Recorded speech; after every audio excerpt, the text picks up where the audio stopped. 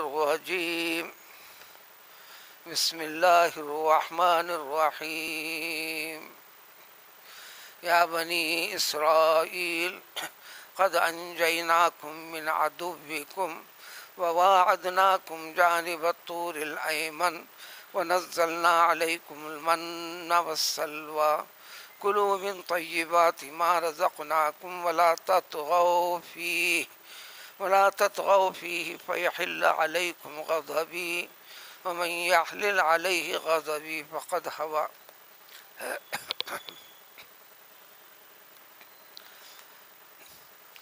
سورے کی ابتدا سے یہاں تک تفصیلی طور پر پیغمبر موسیٰ علیہ السلام کی نبوت اور ان کی قوم کے اوپر باطل پرست دنیا والوں کی غلط طریقے سے طاقت قوت کا استعمال ان پر کرتے ہوئے صرف اس بنیاد پر کہ یہ ایمان سے جڑے ہوئے ہیں، اسلام سے جڑے ہوئے ہیں، پھر اسلام کا چراغ اس دنیا میں روشن ہونے نہ پائے، اس فکر کو تکمیل کرنے کے لیے دنیا کی ساری طاقت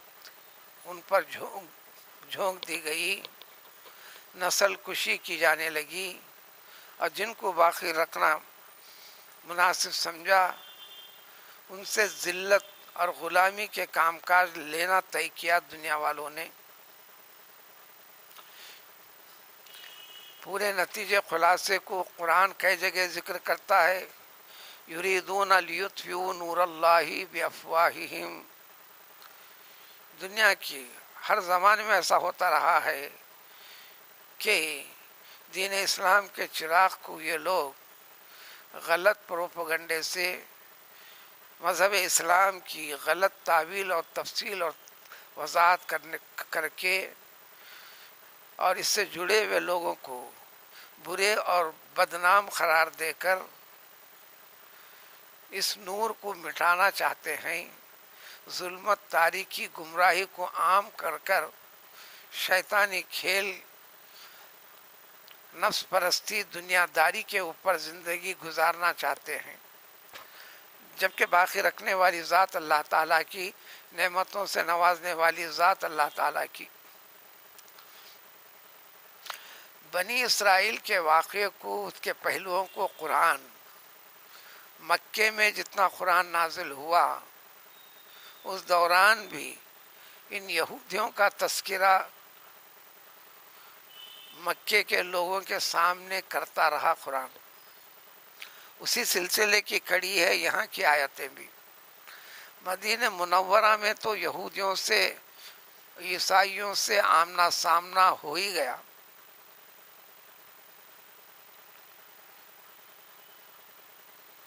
اور ان کا جو دعویٰ تورات پر قائم رہنے کا یہ دعویٰ تھا، حق نہیں تھا۔ قرآن اس کو ثابت کرتے ہوئے مدینے میں اس وقت جو موجود تھے یہود و نصارہ، ان کو بار بار جھنجھوڑا گیا، اور پھر حق کو ظاہر کر غلبہ دلوا کر اللہ تعالیٰ نے بتلایا کہ وہ باطل پرست ہیں۔ جب ضرورت پڑی مدینہ اور مدینے کے اطراف و اکناف سے انہیں نکال باہر کر دیا، اور ان دونوں چیزوں کو مکے والی زندگی میں یہودیوں سے آمنا سامنا نہیں ہوا، لیکن یہود و نصارہ کی چالیں برابر چلتی رہیں، ایسا کچھ ہونے والا ہے ان کو بھی اندازہ نہیں تھا۔ اس واقعے کو بھی یعنی عام نافرمانوں کو سامنے رکھ کر باطل پرست، بت پرستی پر قائم باقی رہنے والے اور اس ناحق کو حق سمجھ بیٹھنے والے، اس کی طرف لوگوں کو دعوت دینے والے शैतान सरकशी नाफरमानी की जैसी चीज़ों की बुत परस्ती करने वाले, जो कि इस वक्त भी दुनिया में सबसे बड़ी कसरत वही है, इन तमाम को ये गलत है समझाते हुए और दीन इस्लाम में जो दाखिल हो रहे हैं उनको ईमान पर कायम बाकी रहने की ताकीद तलकीन करते हुए इस पहलू को इस वाक़े के ज़रिए से इस उम्मत के अफराद को समझाना है, तालीम देना है। इज़राइल हज़रत याकूब अलैहिस्सलातु वस्सलाम का नाम है। बनी माने औलाद, नस्ल। जो हज़रत याकूब अलैहिस्सलातु वस्सलाम जो वालिद मोहतरम है पैगम्बर यूसुफ अलैहिस्सलातु वस्सलाम के, पैगम्बर यूसुफ अलैहिस्सलातु वस्सलाम की तफसीलात के ऊपर मुस्तकिल तौर पर कुरान के 114 सूरतों में से एक सूरे में मुस्तकिल तौर पर और ज़िमन में कुरान में कहीं कहीं तफसीलात पेश कर दी गई। ये मुल्क शाम, बैतुल मक़दिस, उसके अतराफ व अकनाफ पर बसी हुई कौम है। पैगम्बर याकूब अलैहिस्सलातु वस्सलाम की ज़ुर्रियत और नस्ल अंबिया किराम अलैहिस्सलातु वस्सलाम की कसरत के साथ आमद यहाँ होते रही है। पैगम्बर यूसुफ अलैहिस्सलातु वस्सलाम को जो तफसील सूरह यूसुफ में गुजरी है, आखिरकार ये मिस्र पहुँच गए, वहाँ की जेल में तक रहना पड़ा। फिर उसके बाद अल्लाह ताला ने इन सारे मसाइब से इन्हें निकाल कर बशमूल वालिद मोहतरम याकूब अलैहिस्सलातु वस्सलाम और उनके तमाम बच्चों के साथ अब ये इनका ठिकाना वतन बन गया मिस्र। नस्ल वहीं पर फैली। हज़ारों हज़ारों में, जैसा कि कल की तफसीलात में ज़िक्र कर दिया गया, जिस वक़्त बनी इसराइल को अल्लाह ताला ने समंदर से पार करवा कर नजात दिलाया दुश्मनों से, जालिमों से,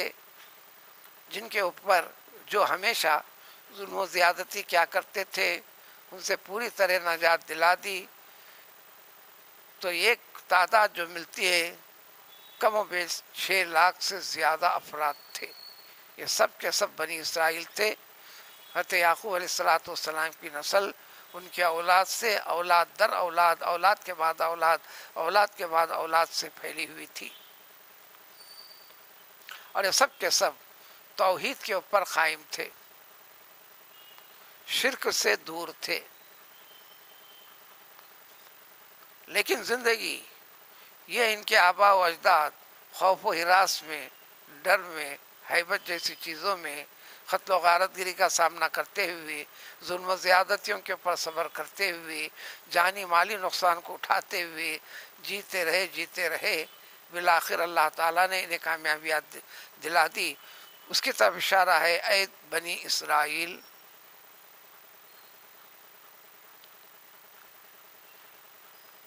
तुम तमाम को, तमाम मुसलमानों को जो घिरे हुए थे मुल्क मिस्र में, हमने तुम्हें नजात दिलाया ना, मिन अदुव्विकुम, तुम्हारे दुश्मन से, फिरौन की हुकूमत वालों से, वहाँ के हर शख्स से जो गश करने का जिक्र है। तो अल्लाह ताला का इनाम के ऊपर बंदा गौर करता चले। मुसलमानों के लिए ख़ास तौर पर सबक है। अब अच्छी चल रही है ज़िंदगी, उसमें तो याद नहीं करे अपने रब को। जब मुसीबतें आ गई, चाहे बदन की मुसीबत हो, ज़माने की मुसीबत हो, आसमानी मुसीबत हो, हुकूमतों की तरफ से मुसीबत हो, कौमों की तरफ से मुसीबत हो, जब तो तुम अल्लाह को याद करते रहे, डर और हैबत में रहे, अल्लाह ताला ने तुम्हारी इस दुआ को कबूल भी किया, तुम्हें नजात भी दिलाया। اب موجودہ مسلمانوں کے لیے اس میں بالواسطہ جو پیام ہے وہ ہے کہ اسلام کا نام و نشان نہیں تھا، مسلمان کہلانے والا ایک فرد بھی نہیں تھا اس دنیا میں، جب پیغمبر صلی اللہ علیہ وسلم کو نبوت عطا کر کر مبعوث فرمایا اللہ تعالیٰ نے، مسلسل 23 سال تک جد و جہد کر کر توحید کا پیام، تعلیم، مقصد خداوندی کو تعلیم و تبلیغ رسول اکرم صلی اللہ علیہ وسلم نے فرمائی، صحابہ کرام رضوان اللہ تعالی علیہ مجمعین کی مضبوط ایمان پر قائم رہنے والوں کی ایک جماعت پیدا کر کر دنیا کے دور دراز ہر حصے میں طریق دین کو عملی طور پر بتانے کے لیے، طریق دین کی طرف دعوت دینے کے لیے، طریق دین کی، دین اسلام کی خوبیوں کو ظاہر کرنے کے لیے، رب العزت کے منشے کی تعمیل و تکمیل کے لیے ساری دنیا میں پھیلا دیا۔ سو نتیجے میں پھیلے ہوئے بھی ہیں، کم زیادہ یا اور بات ہے۔ تو یہ انعام خداوندی ہے، اس جیسا انعام ان کے اوپر بھی ہوا تھا، بنی اسرائیل پر، جب یہ ظلم و زیادتی کے شکنجوں سے چھوٹ کر نکل پڑے، سہولت اور آرام والی، نعمتوں والی زندگی ملی، تو نعمتوں میں لگ کر پھر شرارت جیسی، ناشکری جیسی، نافرمانی جیسی چیزیں کرنے لگ گئے ہر چیز کے اندر۔ جب ان کو امن و سکون ملا تھا تو پھر انہوں نے کہا ٹھیک ہے، دین اسلام پر قائم اور باقی رہنے کے طور طریقے کیا ہیں، یہ اللہ تعالیٰ کی طرف سے ہمیں مل جائے۔ تو اللہ تعالیٰ نے فرمایا ٹھیک ہے، ہم اپنی مقدس کتاب دے دیتے ہیں تمہارے پیغمبر کو، اسی کے مطابق توحید کے طریقے کے اوپر قائم اور باقی رہنا۔ تو اس کا تذکرہ ہے، ہم نے تم سے وعدہ کیا۔ یہ وعدہ کیا تھا کہ موسیٰ علیہ السلام کو اللہ تعالیٰ نے طور کے پاس بلوایا، پیغمبر موسیٰ علیہ السلام 40 دن کا وعدہ کر کے نکل پڑے کہ اللہ تعالیٰ کی مقدس کتاب لے کر آؤں گا، لیکن قوم کے افراد بھی ساتھ چلنے کے لیے ضد کیے۔ قوم کے سربراہان، نام و نشان، عزت و مرتبہ رکھنے والے ان کی قوم کے درمیان میں ایسے 70 افراد کا انتخاب کیے اور چل پڑے۔ لیکن ہوا یہ، ان کے چلنے میں تاخیر کی وجہ سے پیغمبر موسیٰ علیہ السلام ذا اجرت سے نکل پڑے، اللہ تعالیٰ سے ہم کلامی کے شوق میں حضرت ہارون علیہ السلام کو پیچھے نگرانی کو چھوڑتے ہوئے، تو وہاں پر اللہ تعالیٰ نے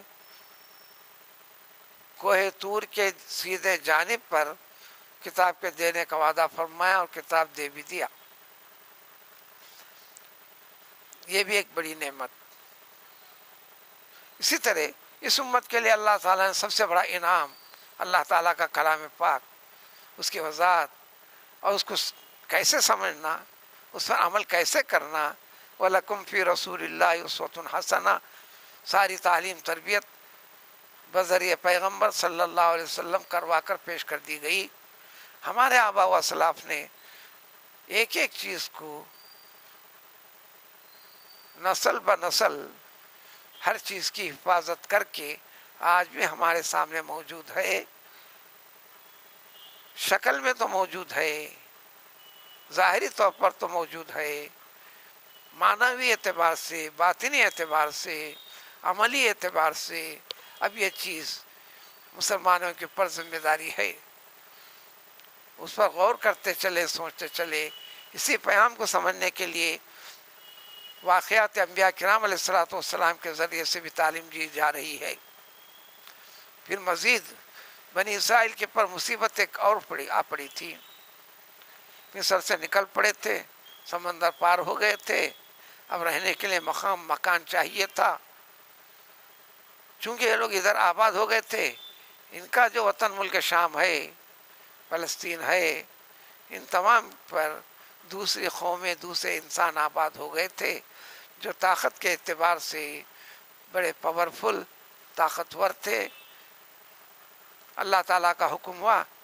تم اپنے ملک کو لوٹ جاؤ، تمہارا ملک لے لو، وہاں کی قوم سے آمنا سامنا کرنا پڑے گا، جہاد کرو، اپنا ملک حاصل کر لو۔ جب اللہ نے فرما دیا اور تم یہ کرو تو تمہیں مل جائے گا، نتیجہ بھی بتا دیے تھے،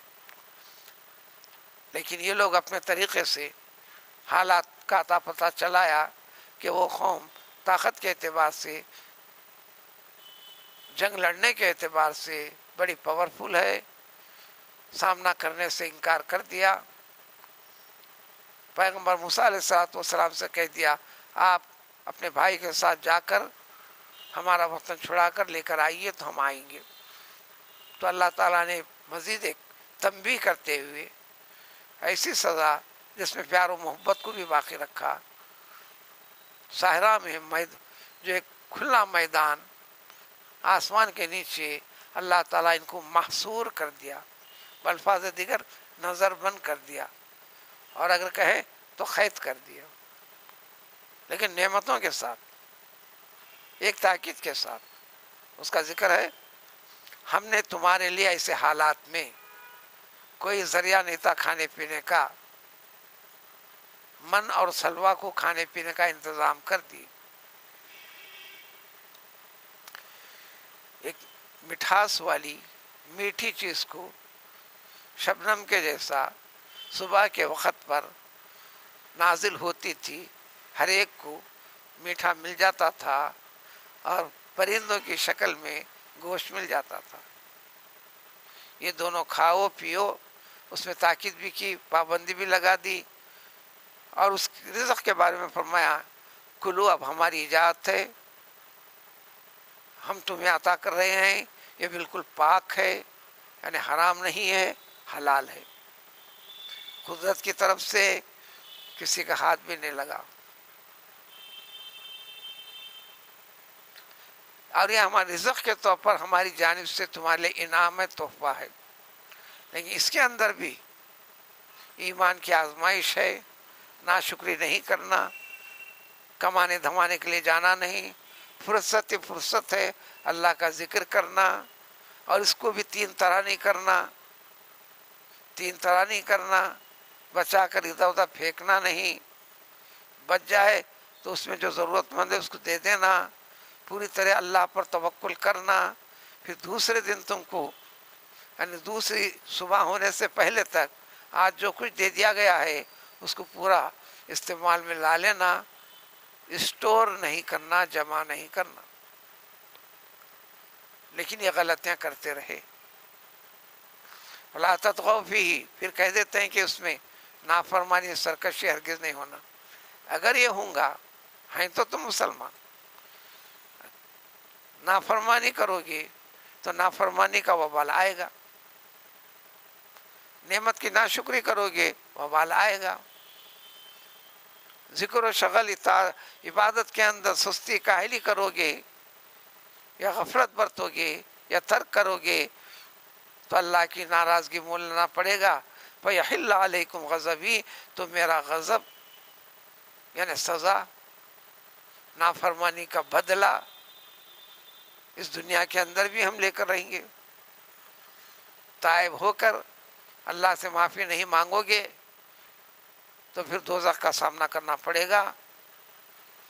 اور ایک بات یاد رکھو، جس بندے کے اوپر بھی، جن قوم کے اوپر بھی اللہ تعالیٰ کا غضب نازل ہو جائے تو اب بچنے کا سوال ہی نہیں، وہ ہلاک و برباد ہو کر ہی رہے گا۔ لیکن ان نافرمانیوں کے باوجود بھی، اطاعت و عبادت میں کوتاہیوں کے باوجود بھی اگر توبہ کر لیتے ہو تو سن لو ہماری شان کیا ہے، یعنی اللہ تعالیٰ کی، میں غفار ہوں، تمہاری غلطیوں کو میٹ دیتا ہوں، معاف کر دیتا ہوں، لیکن اس کے لیے مگر توبہ شرط ہے۔ سب سے پہلے توبہ کے بعد شرط ہے ایمان کی حقیقت کو سمجھنا، پھر تیسری شرط ہے توبہ کریں گے، اور یہی حکم ہے آج بھی مسلمانوں کے لیے، گناہ گاروں کے لیے،